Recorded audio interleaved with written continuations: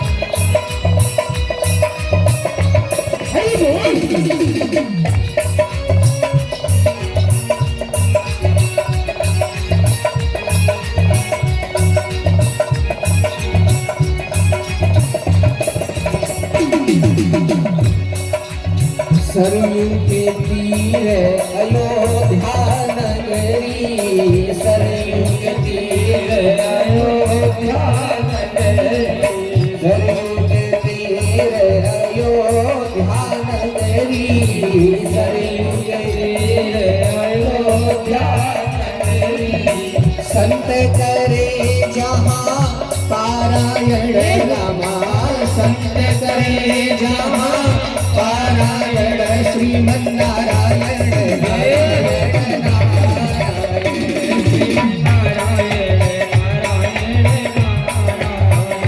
श्रीमन नारायण नारायण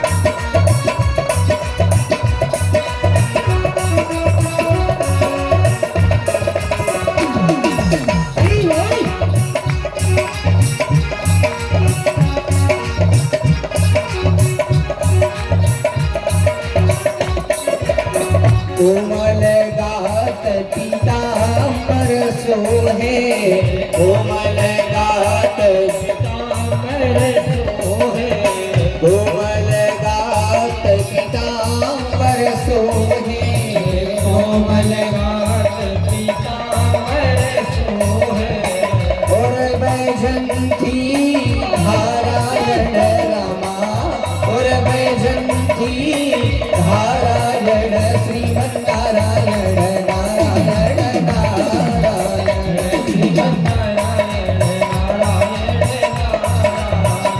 श्रीमन नारायण नारायण नारायण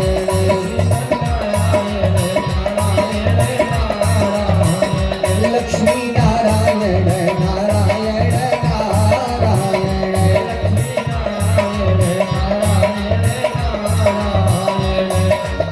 जो नारायण नाम लेत है जो नारायण नाम लेत है जो नारायण नाम लेत है जो नारायण नाम लेत है पाप हो ये सब छारा रामा पाप हो ये सब छारा श्रीमन नारायण नारायण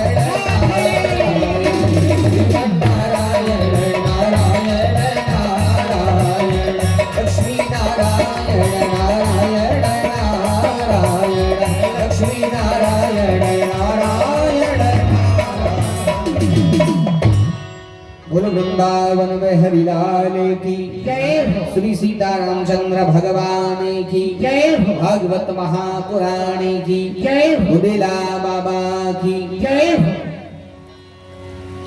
राधे श्री राधे।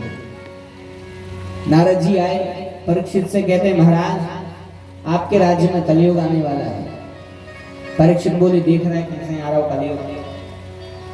नारद कह के गए, कलयुग आया। जैसे ही कलयुग आया, सिपाही दौड़ा दौड़ा आया, कहता है अन्नदाता अन्नदाता आपकी जय हो जय हो। परीक्षित बोले क्या बात है? बोले आपके राज्य में दूसरा राजा आ गया है। जैसे ही परीक्षित गए, बड़ा विकराल पुरुष, देखने में बिल्कुल काला, हाथ में डंडा लिए, एक बछड़े पर प्रहार कर रहा था, 3 पैर दौड़ चुका था, 1 पैर बाकी था। जैसे योग एक पांव और तोड़न लगा, उसी समय परीक्षित ने कहा सावधान, बोले हमारे होते हुए प्रजाजन पर अत्याचार कर रहे हो। और जैसे ही परीक्षित ने अपने तरकस में से बाण निकाला, अब ही मार रहे हैं। जैसे ही मारने लगे, उसी समय कलयुग परीक्षित के चरणों में गिर गया। इतने जने बैठे, उनको मार भी जा रहे हैं, जो उनको मार रहे हो वो आके पांव पकड़ लिए, वो कहे क्षमा करो, हम तुम्हारी शरण में हैं, तुम जे कची कर ले। आज की भाषा में बोले तो कंप्लीट सरेंडर, बिल्कुल पूरी तरह आत्मसमर्पण कर दे, बिल्कुल सरेंडर कर दे कंप्लीटली। तो बताओ फिर कोई मार सकता है क्या? कितना पत्थर दिल को हो फिर नहीं मार सके। और जब शरण में पहुंच जाए तो फिर कोई मार नहीं सकता है। ऐसा ये चरण पकड़ ले। जैसे ही चरण पकड़े, परीक्षित बोले देखो कलयुग, ये तो तुमने पांव पकड़ ले सो छोड़ रहे, आज तुम्हें गंगा नदी बुझ जाती है, आज न बच रहे थे। ऐसा भी काम करो, हमारे राज्य से निकलो। कलयुग से कहते हैं निकलो हमारे राज्य से। कलयुग कहता है महाराज एक बात बताएं, ने तुम्हारे राज्य से निकाल है, उन्हें तुम निकाल के। बोले काय? बोले हमने निकाले। अच्छा देखो, इतने भक्त बंदे बैठे, 2 प्रकार की रंगदारी होती है, 2 प्रकार की गजनदारी होती है। एक होता बंदूक की नोक पे, तो हम अकेले मिल गए, उन्होंने कनपटा पे धरते ही बंदूक, फिर ये थे निकालो दीजिए कछु लाएंगे। वो समय पर फिर बड़े बड़े नोट न करा थे परस में से, जान बची सो लाख पाए। एक वजनदारी का हाथ है और एक हाथ है महाजनी की रंगदारी, कछु नहीं सो प्रेम से सब कछु भूले। एक महाजनी की रंगदारी होती, जैसे मोड़ा मचल गाओ के हमें तो दई चीज जाने, अब कछु करके ले आके दे, अब देने पर है वो तो हल्को रंगदार है, वो आए प्रेम को रंगदार सूख ले आके लेने पड़ा। ऐसा ही बिल्कुल रंगदारी करी कलयुग ने। कलयुग कहता है महाराज ने तो तुम्हारे राज्य से जे हैं, ने तुम निकाल पे हो। परीक्षित की धक्का है, बोले एक प्रश्न का उत्तर दे दी। बोले पूछो। बोले जा बताओ, भक्त बड़े के भगवान, भक्त बड़े या भगवान? परीक्षित ने तपाक से उत्तर दिया, भगवान से भक्त बड़े। राम ते अधिक राम कर दासा। बोले राम से बड़े हैं राम जी के भक्त। तो कलयुग के थे अगर भगवान से भक्त बड़े, और कोई भगवान की शरण में पहुंच जाए तो भगवानों को त्याग नहीं रहे। भगवान क्या कहते हैं सुंदर कांड में, शरण गए प्रभु ताहु न त्यागा।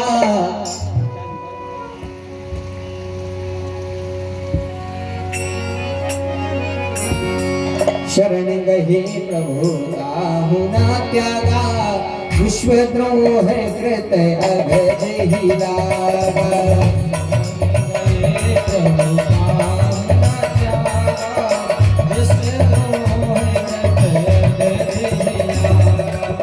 शरण गए प्रभु ताहु न त्यागा, विश्वद्रोह कृत अगज ही लागा। विश्वद्रोह कृत अगज ही लागा। कलयुग कहता है अगर भगवान से भक्त बढ़े तो आप हो भक्त, आप हो भगवान से बड़े। और जब भगवान की शरण में कोई पहुंच जाए, भगवान उसका त्याग नहीं करते हो, फिर तुम भगवान से बड़े हो। और हम तुम्हारी शरण की चरण में पड़े हैं, हमें क्यों त्याग रहे हो। और जैसे ही कहा ये सब बातों में फंसाओ। परीक्षित कहते हैं सब प्रकार हम तुम संहारे, बोले कलयुग वचन संहारे। कलयुग से कहते हैं हम हारे तुम जीते, बताओ काक चाने। कलयुग कहते ज्यादा नहीं चाहने कछु, केवल रेवे हमें जगह दे दी तनक से। तो इन्हें 5 चीजें दी। कौन कौन सी? बोले द्यूतम पानम स्त्री है सूनः यत्रा धर्मस् चतुर्विधा। इन्हें 4 चीजें रेवे दी। सबसे पहले द्यूतम, जहाँ जुआ का खेल होता हो। फिर बोले फिर पानम, जहाँ मदिरा पान की जाती है, जहाँ शराब पी जाती है। इसलिए भैया शराब नहीं पीनी चाहिए। हंस रहे हो, पी तो नहीं है। वहाँ जूना वाले तो बहुत अच्छे हैं। बोले वृंदावन में हरि लाल की। ये सब भैया नहीं पीने चाहिए। भगवान ने इतनी अच्छी शरीर बनाया है। जैसे 10 लाख की गाड़ी ले आओ, उसमें डीजल डरा थे। डीजल की जगह मिट्टी को तेल कोई न डाला। तो जब 10 लाख की गाड़ी में मिट्टी को तेल नहीं डाल रहे, फिर ये शरीर में उल्टे सीधे पदार्थ का डाला या जो तो सुई अनमोल है। गाड़ी तो दूसरी खरीद ले, जो एक बार चलोगा फिर नहीं आने। जो एक बार अगर हाथ से निकलो फिर नहीं आने। पंछी एक बार उड़ोगा फिर कब नहीं आने पिंजड़ा। इसे ये शरीर को महत्व भैया समझो। कहते हैं शराब में जो डूबा उभरा नहीं जिंदगानी में। शराब में जो डूबा उभरा नहीं जिंदगानी में। लाखों घर मिट गए बोतल के बंद पानी में। यही से भैया बिल्कुल नहीं पियो। अब हमें पता है कि हम अकेले मोइन चला रहे, बाकी मानने कोई नहीं है। दूसरा स्थान है पानम। तीसरा स्थान है स्त्री है, जहाँ वेश्या का संग होता हो। चौथा है सुना, जहाँ जीव हिंसा होती है, कसाई खाना। 4 स्थान का लिए खुद है। और इन 4 स्थान पे सत्पुरुष नहीं जाते हैं जो भगवान के भक्त हैं, जो धर्माचारी हैं, जो धर्म को मानने वाले हैं। वे इन 4 स्थानों पे नहीं जाते। कलयुग के थे 4 तो देना है, मैंने 4 ही खराब दे, निंदनीय दे। अगर हम मन होगा कि जूना में कथा सुन भी जाने फिर का करें। बोले 5 को ठीक ठाक सो स्थान और दे दे, अच्छो पवित्र सो। बोले सबसे पवित्र का है? बोले सबसे पवित्र है सोनो। सोना सबसे पवित्र माना जाता है। यही से देखने में कितना अच्छा लगा, चमचम चमका था बढ़िया सोना। अच्छा देखे में अच्छो, पैरे में अच्छो, पैरे में कैसे पहन ली, गले की चेन बनवा ली, हाथ से की अंगूठी बनवा ली, मंगलसूत्र बनवा ली, झुमकी बनवा ली, कैसे बनवा के पहन ली। पहने में कितना सुंदर लगा सोन। लेकिन जितना सुंदर पहने में लगा था, कोई संकट नहीं की रखवा दी। 6-7 तोला सोनो पहन के दिल कर जाओ। डर रहे थे कि यहाँ सोने के संग गर्दन नहीं खींच जाएगा। ऐसा सोने को जाल महाजंजाल। यही से 5वां स्थान दो सोनो। सोनो सबसे पवित्र भी होते। भगवान गीता में कहते हैं अर्जुन से, अर्जुन धातु नाम कांचनो अस्मि। धातुओं में हम सोना है, धातुओं में हम सोना है। सोने में भगवान को वास होते, लेकिन हर सोने में भगवान को वास नहीं हो गए। एक सोना होते 1 नंबर को, और एक सोना होते 2 नंबरी। 1 नंबरी में तो भगवान को वास रहे थे, 2 नंबरी में नहीं रहते आए। परीक्षित ने 5वां स्थान दो सोनो। स्वर्ण एक जंजाल माही हत्या की जड़ है।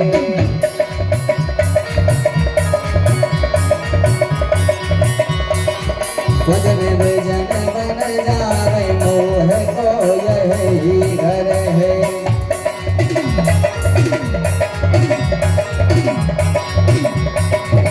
याही दियो बेचारा दीनो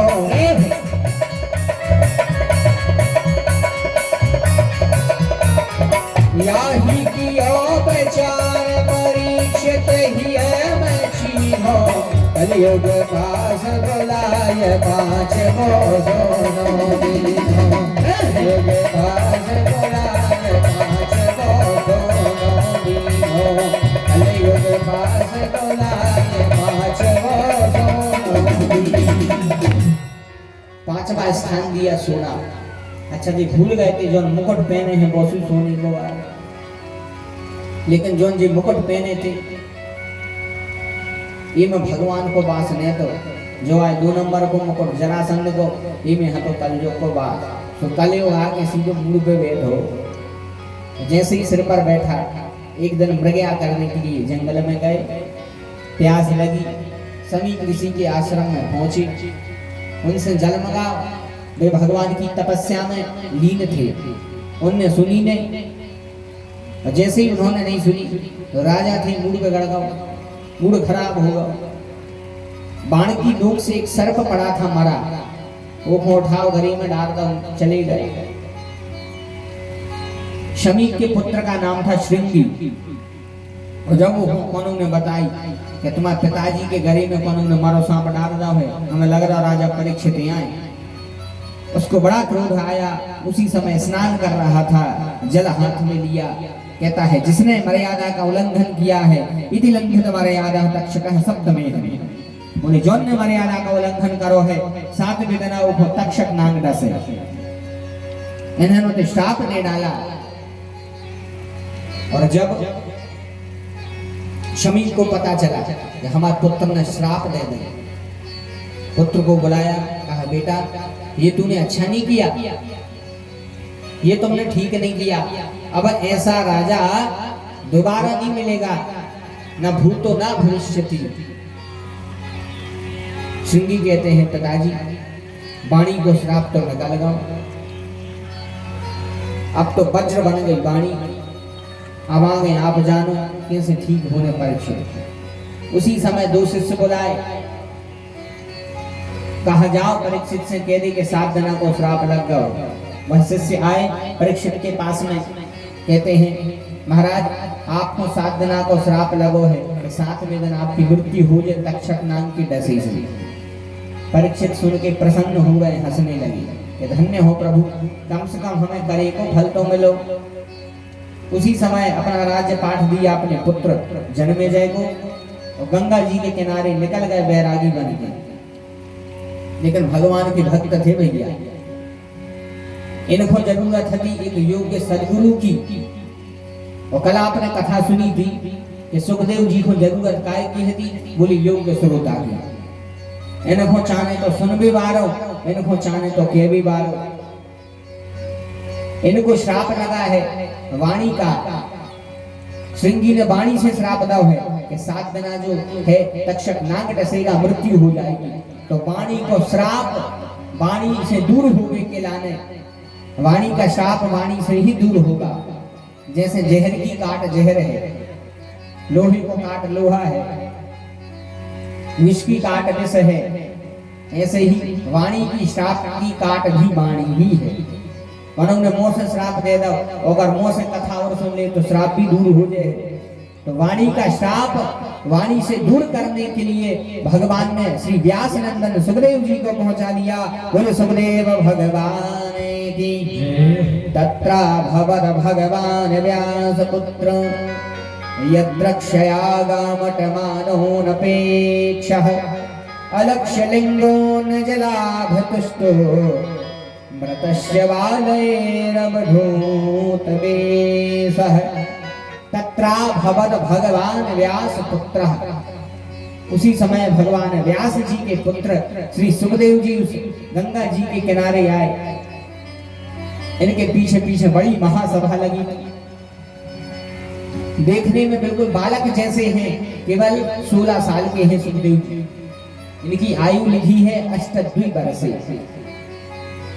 8 2 8 को गुणा 2 में करो तो 2 8 16। हिसाब गलत जाइयो, हमें गलत कमजोर है। 8 दूनी 16, ये है 16 साल की अष्टद्वी वर्ष। देखने में केवल 16 साल की, लेकिन चेहरे पे इतना तेज है, इतना ज्ञान है कि अच्छे अच्छे मुनींद्र योगींद्र, अच्छे अच्छे महात्मा, यमलात्मा, विमलात्मा, बड़े बड़े धर्मात्मा, और जैसे ही जी आए वो अपने स्थान से खड़े हो गए। बोलो सुखदेव भगवान की। और जैसे ही गंगा जी के किनारे आए तो राजा परीक्षित इनके चरणों में गिर गए, इनकी पूजा करने लगे। पद पधारती हो अति पूजा, पद पधारती हो अति पूजा, पद पधारती हो अति पूजा, पद पधारती हो अति पूजा, पद पधारती हो अति पूजा, पद पधारती हो अति पूजा। मौसम आज धन्य नहीं दूजा, मौसम आज धन्य नहीं दूजा, मौसम आज धन्य नहीं दूजा, मौसम आज धन्य नहीं दूजा। उसी समय इनके चरणों का प्रक्षालन किया, पूजा करी। अब श्री परीक्षित जी और श्री सुखदेव जी का संवाद चालू होता है। बोली भागवत भगवान की। अब इतने से परीक्षित और सुखदेव जी का संवाद प्रारंभ हुआ।